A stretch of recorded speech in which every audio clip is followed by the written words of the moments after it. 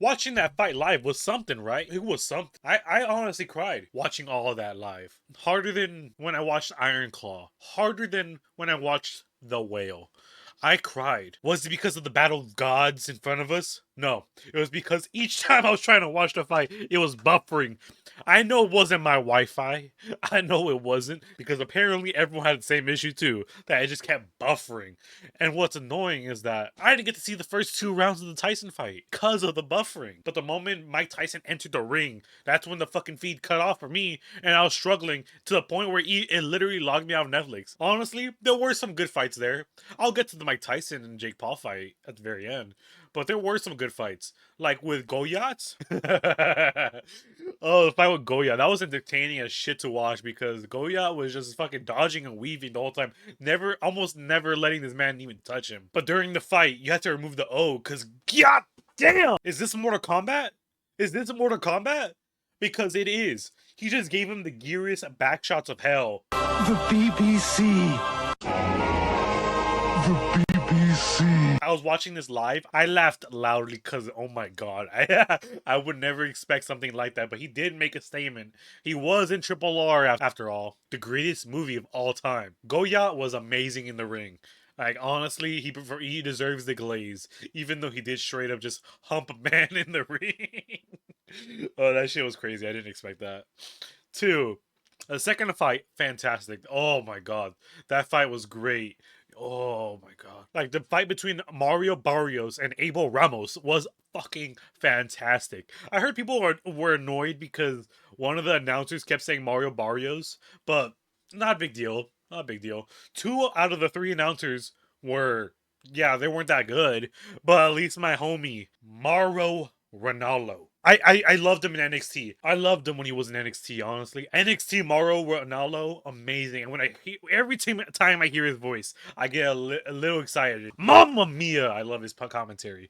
His commentary always brings me a smile. The other 2 weren't as good, in my opinion. The second fight with Katie Taylor and Amanda Serrano, it was such a good fight, dude. That was an amazing fight. Literally, it felt like a scene from Dragon Ball where both enemies just hitting each other at the exact same time. That fight was probably the best fight of the night. That shit went insane. Like, oh my god. But I do admit, there was way too many headbutts going on. Like, what the fuck? There's too many. And the fact that Taylor won. The fact that Taylor fucking won is outrageous. Like, the amount of headbutts that happened in the match was outrageous. Like, for example, with Taylor rubbing her head against her open wound like an animal trying to scratch his back on a tree. Somebody come get her, she's dancing like a stripper. Hey. Like, what are you doing? Straight up 2 headbutts, and Serrano still fought strongly. It's insane. She should have won. I don't understand how she lost. It's quite annoying. Sure, Serrano looks more messed up after the fight, but that's because of the fucking headbutts. The headbutts caused the damage. And I could definitely see people on Twitter fighting about this, because this morning I was on TikTok and almost every single one of the videos was about how Serrano should have won, because how the fuck is Taylor gonna give all those headbutts everywhere? And what's even crazier is that after Taylor was announced to win, the commentary team was confused, the crowd was confused, and Serrano herself was confused. And because she was like, there's no way I lost. There is no way. He kept headbutting me, but we knew that from the very beginning, from the first fight. That's what they do. It's not only my fight. She did it with Chantel Cameron. When I was talking about this fight with my friends, they were all like, how are you going to give out headbutts and still win? Like, how are you going to give out those headbutts and believe yourself to not play dirty?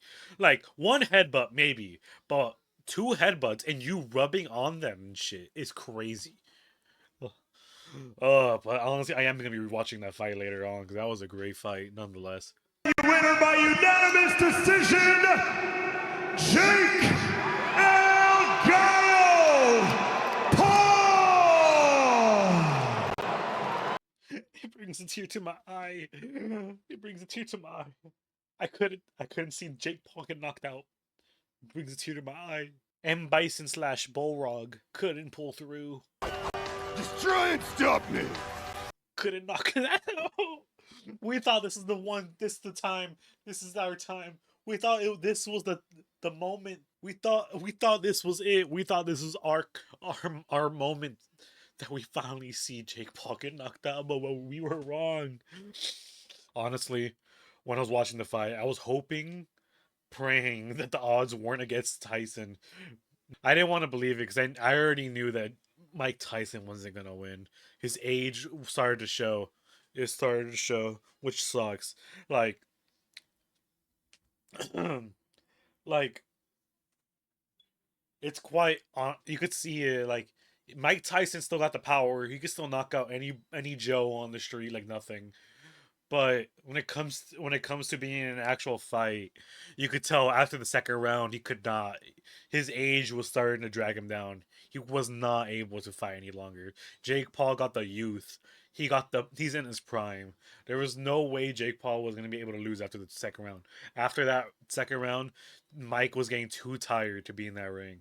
Like, it pains me to see the GOAT Mike Tyson will lose. And what sucks is that Jake Paul is gonna be able to say that he beat Mike Tyson, which kind of sucks. Now he's gonna be able to rub it in all our fucking faces, dude. I'm angry at that. Also, I don't know if you caught this. The commentary team were low-key beefing with each other. Roy Jones and Mauro Ranallo were fucking low-key beefing. Roy Jones was like, "Oh, he's biting his mouth guard. He's biting his mouth guard. It's hindering him." Mauro Jones is like, he's done that for years. That's his tick that he developed over the years. He does that. Then he constantly brought up the mouth guard, and I'm like, Mauro's like, he's done that in the past, dude. Like, he's done that in the past. It's just a tick he has. Then he continued to bring up. They continue to bring up his leg like brace and the mouth guard. You can tell Ronaldo is just like, I'm gonna strangle these motherfuckers. I'm gonna fucking strangle these motherfuckers if they want. If they mention that shit one more time, I'm gonna fucking strangle these fucks. Because Ronaldo was starting to get, you could tell he's starting to get angry. When I heard that shit, I'm like, oh god, he's getting angry because they keep bringing it up. He was about to start strangling motherfuckers. Also, I love this moment here too, where Jake Paul is about to celebrate his victory, only for his brother, who is spraying him down with some gas. I don't know what he's spraying him with. I partake in some Galaxy gas instead, though. But whatever he was spraying on him, the moment he was spraying on him, he just slapped the hat out of his head, his brother's head. And after when Mike jokingly said, "I'll fight his brother next," just cause it'd be funny to watch a fight between Logan and Mike, but that comment at the end was unnecessary as shit. Logan, I think he said you might be next. Motherfucker, I'll kill you, Mike. No, please, no. Like, goddamn, Logan, you didn't need to go that fucking far. Jesus. All right. I was able to watch it all live. I'm glad I did. But also wish I didn't, because I don't want to see Mike lose. But it is what it is. As in do for today's episode, guys. See you guys next time. Bye, peace, and love. 2 to the 1, from the 1 to the 3. I like good pussy and I like good trees. Smoke so much weed you wouldn't believe. And I get more ass than a toilet seat. 3 to the 1, from the 1 to the 3. I met a bad bitch last night in the D. Let me tell